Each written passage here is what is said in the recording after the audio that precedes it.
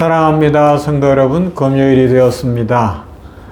하나님께서 여기까지 인도하시고 이 한 주간에도 오늘 우리에게 일용할 양식을 주시옵고 라고 간절히 기도하며 하나님을 바라보고 인생의 중심을 새롭게 정립한 모두에게 하나님이 크신 은혜와 복을 내려주시는 줄로 믿습니다. 오늘 또 다시 한번 말씀 묵상하면서 더 깊은 은혜 가운데 거하고 주님과 동행하면서 주의 축복을 누리는 비전이 있는 인생 되시기를 간절히 소망합니다. 말씀 봅시다. 마가복음 11장 24절 말씀과 요한복음 15장 7절 말씀을 보도록 합니다. 마가복음 11장 24절 말씀. 그러므로 내가 너희에게 말하노니 무엇이든지 기도하고 구하는 것은 받은 줄로 믿으라. 그리하면 너희에게 그대로 되리라. 아멘. 요한복음 15장 7절 말씀. 너희가 내 안에 거하고 내 말이 너희 안에 거하면 무엇이든지 원하는 대로 구하라. 그리하면 이루리라. 아멘.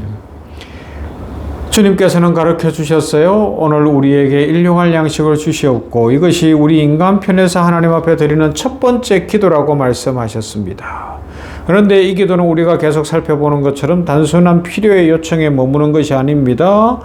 이 기도를 드리는 것은 하나님이 누구신지를 아는 것이고 삶의 중심이 무엇인지를 분명히 발견하는 것이기 때문에 이 기도를 제대로 드리면 오늘을 살되 꿈을 갖고 살고 갈렙처럼 야베스처럼 지경이 넓어지고 이 산지를 달라고 외칠 수 있는 용사가 된다는 것을 배워가고 있습니다. 일용할 양식을 구한다는 믿음은 단순한 요청이 아니라 하나님과의 관계의 표현입니다. 하나님을 바라보고 하나님이 내 아버지십니다. 오늘 필요한 것들을 주시옵소서. 하나님이 계시기 때문에 구할 수 있는 것이죠. 그래서 주님은 구하라 하시기 전에 내 안에 거하라고 말씀하셨습니다. 믿음의 사람은 하나님 안에 거하는 사람이죠. 그는 응답 이전에 동행을 소중히 여기시는 하나님이신 것을 아는 거예요. 하나님은 공급보다도 공급자가 되시기 때문에 우리는 공급보다 공급자 하나님만 사랑하기를 원하시는 겁니다. 자, 요한복음 15장 7절 거하라는 거예요. 너희가 내 안에 거하고 내 말이 너희 안에 거하면 무엇이든지 원하는 대로 구하라. 그리하면 이루리라. 요한복음 15장은 우리가 잘 아는 포도나무 비유입니다. 가지는 스스로 열매를 맺을 수 없어요. 그러나 열매 맺는 길은 한 가지, 나무에 붙어 있을 때만 열매를 맺습니다. 나무에서 떨어지는 순간 생명이 끝나는 거에 말라버리는 겁니다. 우리가 하나님 안에 거한다는 것이 무엇입니까? 그것은 단순히 교회에 출석하거나 어떤 봉사를 하거나 내가 어떤 수고를 하는 그런 것이 아니겠죠. 그러면요, 나의 삶의 중심을 하나님께 두는 것입니다. 생각의 기준을 하나님의 말씀 위에 두는 것입니다. 감정의 방향을 하나님 앞에 맡기는 것이고요. 하나님이 전부라는 것을 고백하는 것입니다.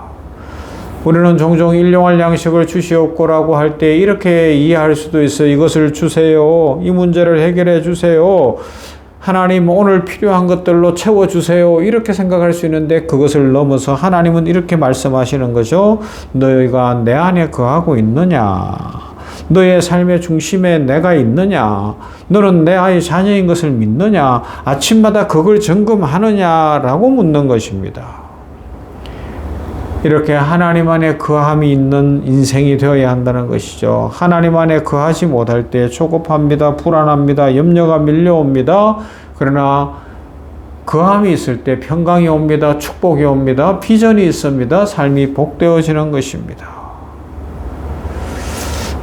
어느 날 병원에 입원한 성도가 이런 고백을 했어요. 오랫동안 질병으로 기도해 왔다는 것입니다. 그런데도 쉽게 안 낫고 자신이 자꾸 몸이 약해지는 거죠. 그래서 낙심도 했어요. 하나님 왜 이렇게 안 낫게 하십니까? 라고 그렇게 항의도 해봤다는 것입니다. 그런데 어느 날 예배를 드리고 말씀을 받는 중에 깨달음이 왔어요. 어떤 깨달음인가 하면 하나님이 자기 마음속에 이렇게 질문하는 것 같다는 것입니다.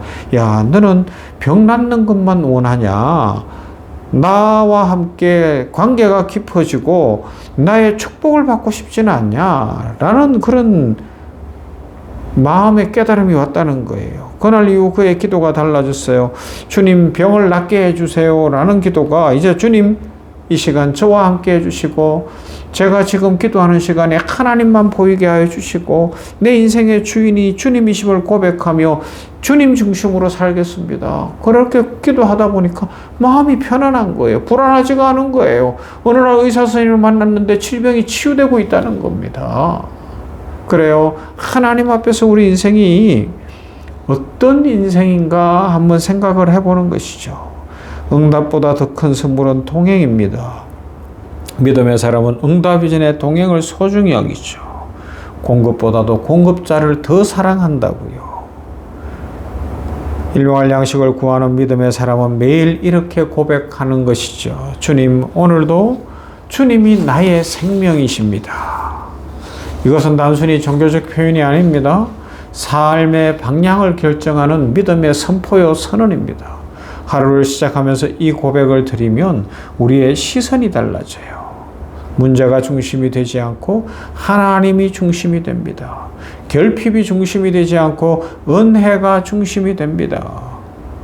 오늘 일용할 양식을 주시옵소서라고 진심으로 기도하며 이 고백이 반복되어질 때 우리의 삶은 튼튼해집니다. 염려는 줄어들고 감사는 깊어지고 비전은 넓어지고 발걸음은 담대해지고 인생에 찬송이 있고 감사가 있고 얼굴에 웃음이 가득하고 소망이 가득하게 되는 줄로 믿습니다.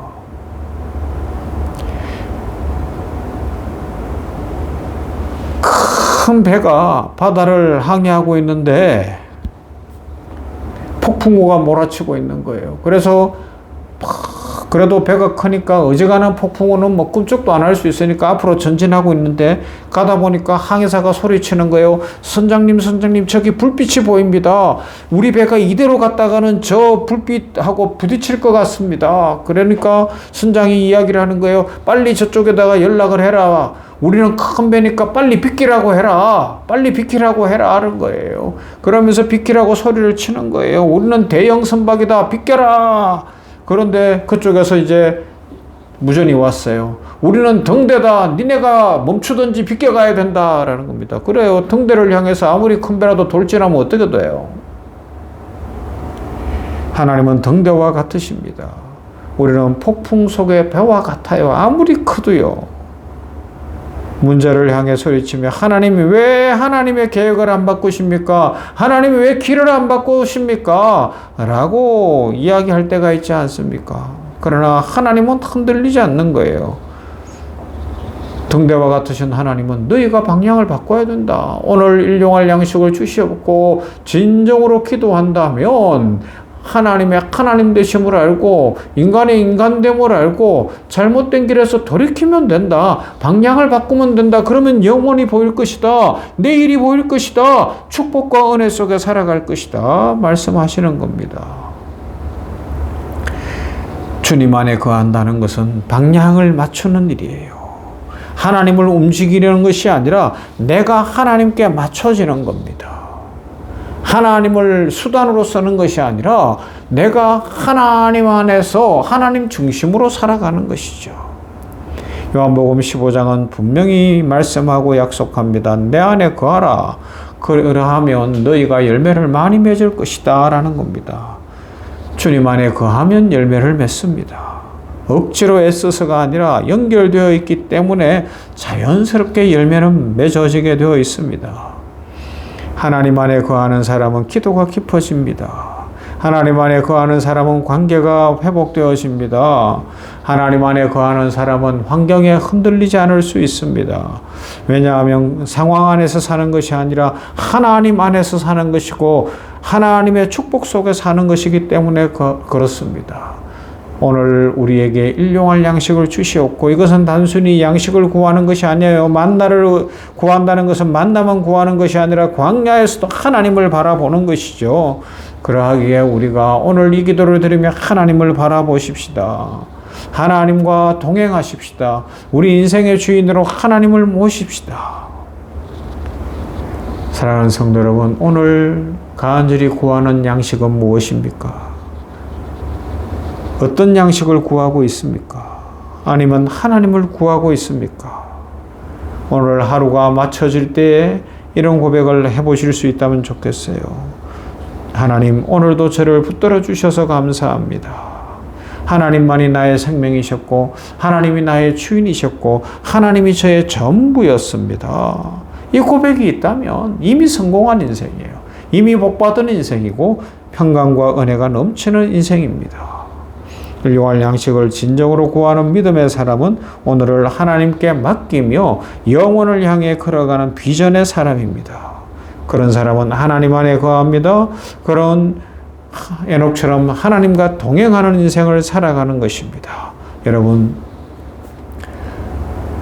오늘 우리에게 일용할 양식을 주시옵고 이 기도를 통해서 이 한 주간 무엇을 배우셨습니까? 무엇을 느끼셨습니까? 주님은 우리에게 일상에서 필요한 것을 구하지 말라고 하지 않았어요. 있어야 한다. 그런데 더 중요한 것이 있는데 먼저 그의 나라와 의를 구하라. 하나님 중심으로 살아라. 하나님이 전부인 것을 알고 살아라. 하나님 안에서 거하라. 그러면 모든 것을 채워줄 것이다 약속하십니다. 그런 사람이 오늘에 충실하고 오늘 복되게 살아가는 사람이 비전의 사람이 됩니다. 꿈의 사람이 됩니다. 능력의 사람이 됩니다. 인생길에 하나님의 은혜와 평강이 넘치게 될 줄로 믿습니다. 오늘 이 한날도 이런 믿음 안에서 복된 인생 살아가는 모두가 되기를 주님의 이름으로 축원합니다. 좋으신 아버지 하나님 감사합니다. 오늘 금요일에 냉천골 아침 말씀 묵상하면서 이제 오늘 우리에게 일용할 양식을 주시옵고 라는 주기도문의 말씀의 결론을 내려봅니다. 아버지 하나님이여, 그렇습니다.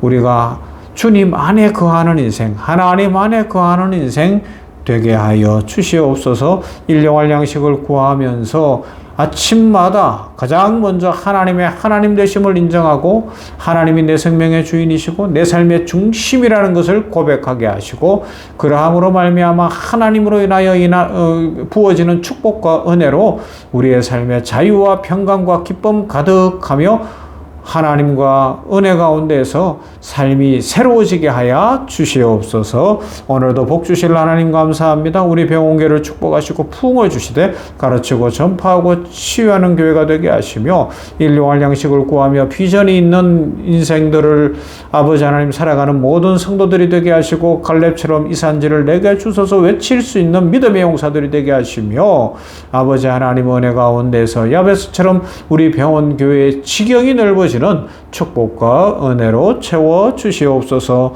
오늘도 복 주시고 은혜 입히실 하나님을 찬양합니다. 우리 성도들 한 사람 한 사람 그 간절한 소원을 이루시되 믿음을 더하실 하나님 감사합니다. 하늘문 활짝 열어 주시옵소서. 예수님 이름으로 기도하옵나이다.